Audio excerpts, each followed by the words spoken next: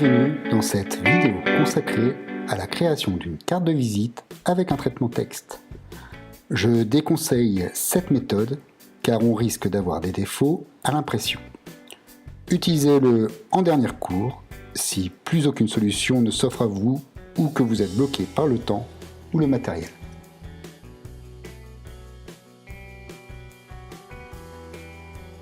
Commencez par changer votre format de page.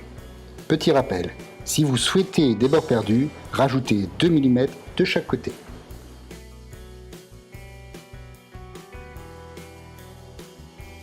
Puis ajoutez des marges intérieures de 7 mm.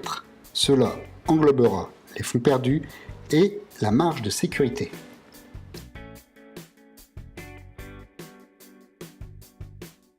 Travaillez par bloc. Dans un premier temps, importez votre logo. Vous devez importer un fichier image en haute définition, c'est important. Si c'est un JPG, attention, le fond risque d'être blanc et donc sans transparence. Si vous souhaitez intégrer votre logo dans un fond de couleur par exemple, alors dans ce cas, privilégiez un PSD. C'est le format natif de Photoshop. Ou, à défaut, un PNG. Mais là aussi, il doit être en haute définition. Si vous avez un doute, renseignez-vous. Créez un bloc texte.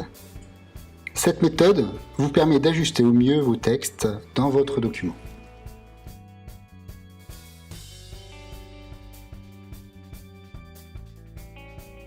Réglez les tailles et les formats de texte à votre convenance.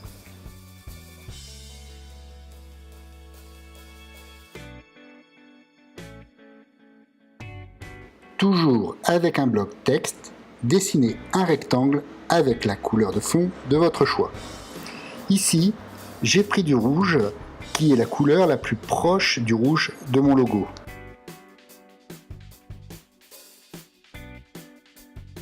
Dans un traitement de texte, choisir ces couleurs peut s'avérer compliqué.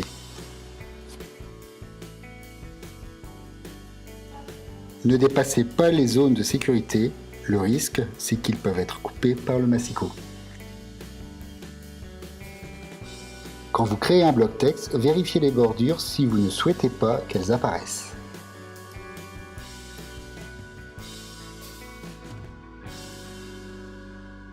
Écrivez vos coordonnées et les informations nécessaires à votre carte de visite, adresse, numéro de téléphone, etc.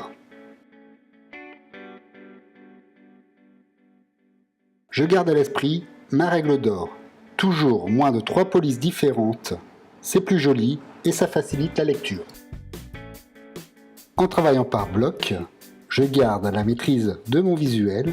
Comme ça, je règle mes éléments pour que ce soit plus agréable à la lecture.